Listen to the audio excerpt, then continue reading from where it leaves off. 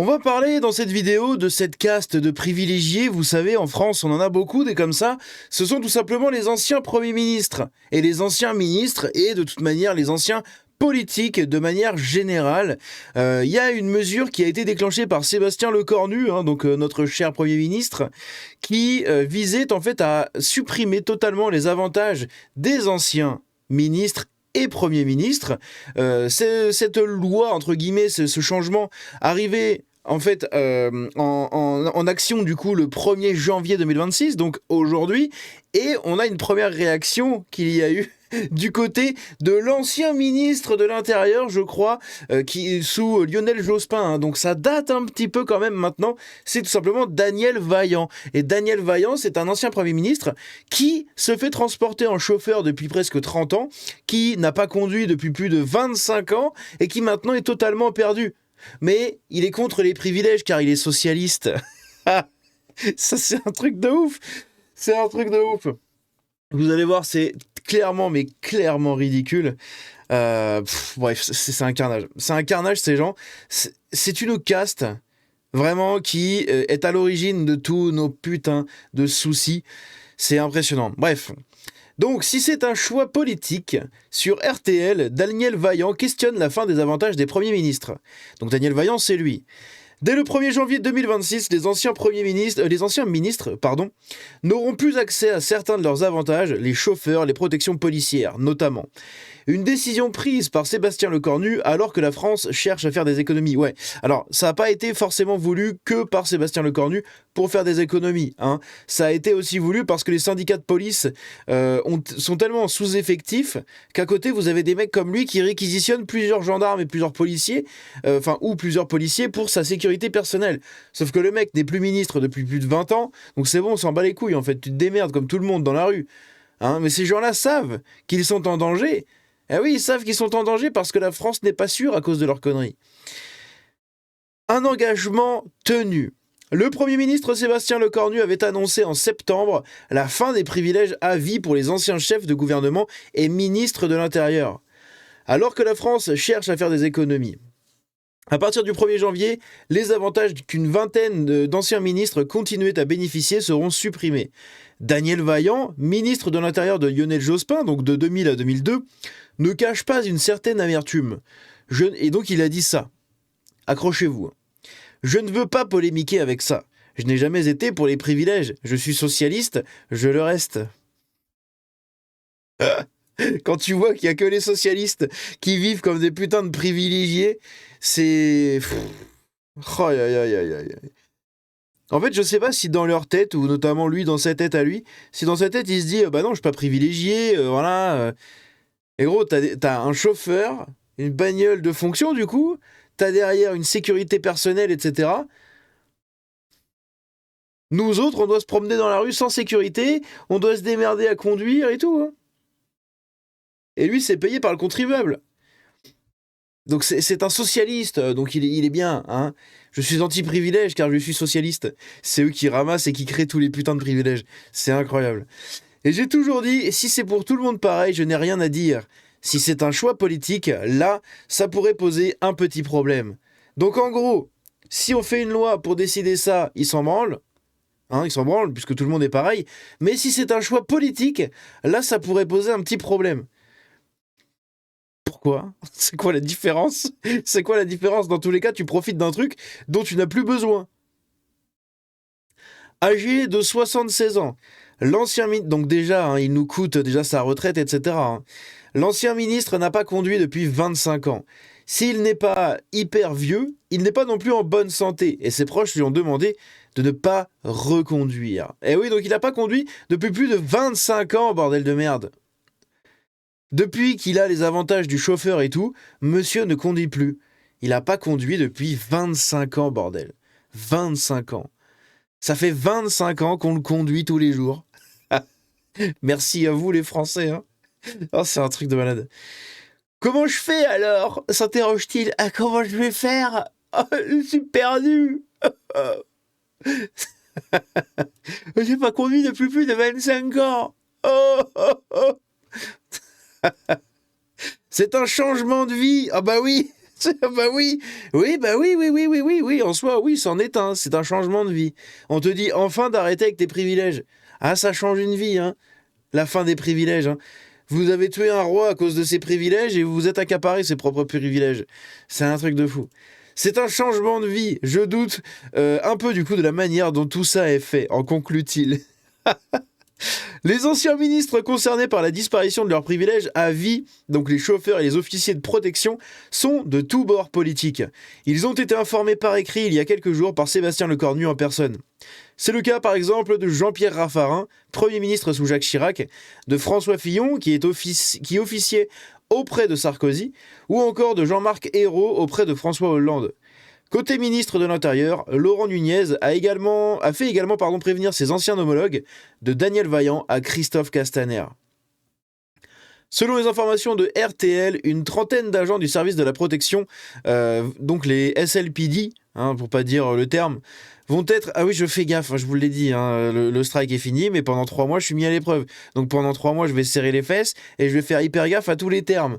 Et je m'étais déjà pris un dollar jaune à cause d'avoir prononcé ces 2 lettres-là dans un mot composé avec plein de trucs. Voilà, il y avait comme ça, c'était on appelle ça comment, un anagramme. Putain, je sais plus comment on appelle ça. Donc en gros, vous savez, les trucs où chaque lettre correspond à un mot, voilà. Et en gros, en ayant prononcé ces 2 lettres-là, je m'étais pris un dollar jaune une fois. Donc c'est bon, je vais arrêter. On arrête, on fait attention pendant 3 mois. Et après, on peut y retourner en bourrin. Voilà. La protection des anciens premiers ministres est désormais limitée à une durée de 3 ans et celle des anciens ministres de l'Intérieur à 2 ans, précise le ministère de l'Intérieur. Il s'agissait d'une demande ancienne des syndicats de police qui exigeaient que les officiers de sécurité se concentrent sur leurs missions essentielles, encore plus désormais que la menace du narcotrafic exige des mises sous protection supplémentaires. Mais totalement. Quand vous avez une ancienne personnalité politique, mais qui ne fait plus de politique depuis des années, on ne peut que s'interroger sur la pertinence de maintenir des effectifs à leur sécurité. Mais là-dessus, moi je suis totalement d'accord. Pour moi, ça n'a aucun putain de sens. Un mec qui a été ministre il y a plus de 20 ans, c'est bon, il a plus besoin d'être protégé, tout le monde l'a oublié. Même moi, parce que moi je l'ai pas connu, ce cher Daniel Vaillant, je le connais pas. Quand il était ministre sous Jospin en 2000 et 2002, j'avais 3 et 5 ans. J'étais entre mes 3 et... Oula. Voilà. Entre mes 3 ans et mes 5 ans. Donc je l'ai pas connu, je m'en branle. Voilà. Je m'en branle, le mec, je le connais pas. Le mec, on le connaît pas et on lui paye toujours, jusqu'à hier, ses avantages en nature. C'est beau, hein? C'est beau, les socialistes qui sont contre les privilèges, bien évidemment. Bien évidemment. Donc on a Julien Adoubero, secrétaire général du syndicat Unité Police, en charge des services centraux, a ainsi tenu à féliciter Sébastien Lecornu pour son courage de mettre un terme à tout ça. Oui, il faut un petit courage, quand même. Il faut un mini courage pour enfin essayer de tirer un trait sur 2-3 bricoles. Quand vous avez une ancienne personnalité politique qui ne fait plus de politique depuis des années, donc, on ne peut que s'interroger sur la pertinence de maintenir ces effectifs à leur sécurité. Cette suppression des avantages va surtout permettre de pouvoir remettre ces effectifs sur des missions qui seront plus essentielles et plus importantes. On a besoin d'effectifs et on est déjà en sous-effectif. J'ai trop dit effectifs en quelques phrases, là j'en peux plus. Même avec cette première mesure qui va dans le bon sens, on sera encore vigilant, mais dans le sens où on va bien voir si certains du coup ne prennent pas leur téléphone pour dire « Ah non, moi, il faut que ma mission continue pour X ou Y raison », alors que les autres politiques ont accepté de mettre fin à cela. Et vous allez voir justement, il y a des politiques qui se sont opposés à tout ça. Évidemment, ils sont contre les privilèges, ce sont des socialistes. Et puis en plus, c'est ça, quand vous regardez les gens concernés ici, c'est ça. Il y a tout de même des exceptions à cette mesure. C'est le cas notamment de Bernard Cazeneuve, ministre de l'Intérieur en 2015, lorsque la France a été touchée de plein fouet par les attentats et qui a coordonné la lutte contre le terrorisme. Donc, en gros, ce mec-là, donc Bernard Cazeneuve, El Famoso, mérite encore une protection policière, etc. Parce qu'il y a plus de 10 ans, il était ministre de l'Intérieur et il a chapeauté, entre guillemets, ce qui s'est passé à la suite des Hakuna Matata. Donc lui, il continue à bénéficier de ça. Et de l'autre côté, vous avez le traître de premier rang. Je crois qu'il y a pas il y en a beaucoup des traîtres en politique en France, mais je crois que lui, il est quand même à un level de traîtrise qui est, selon moi, assez monumental. Il s'agit tout simplement de notre cher, enfin pas cher, mais de notre Manuel Valls. messieurs, dames. Eh oui.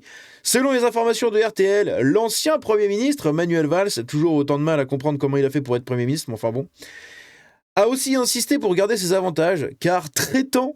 Attention, pourquoi il va garder sa protection, hein, vous allez me dire, mais... on s'en bat les couilles de Manuel Valls. Personne ne le calcule, tout le monde s'en branle. Il n'y a personne qui l'aime, on s'en bat les couilles de lui.